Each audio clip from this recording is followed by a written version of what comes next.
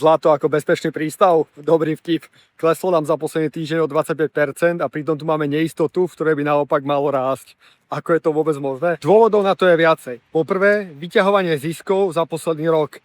Nejaké predsa len po tých rokoch prepadov to zlato spravilo. Za druhé, obavy z inflácie, pretože pri inflácii máte garantovanú stratu hodnoty peňazí, ale pri zlate nemáte garanciu, že narastie cenou. Ale hlavne po tretie, zlato nie je podkladové aktívum, takže neprináša nejaké výnosy v podobe kupónu v dlhopisoch, po prípade nejaké dividendy v akciách.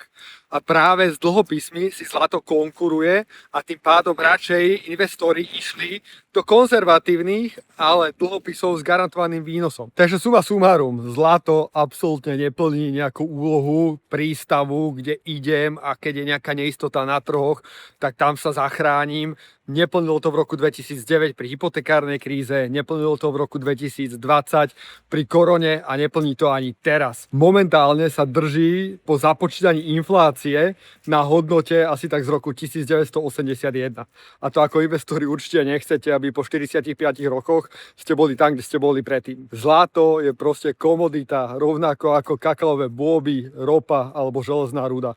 Akurát má lepšie PR, pekne o ňom rozprávajú aj ľudia ako pán Karpiš, ktorý inak okrem tohto tu rozpráva celkom rozumné veci.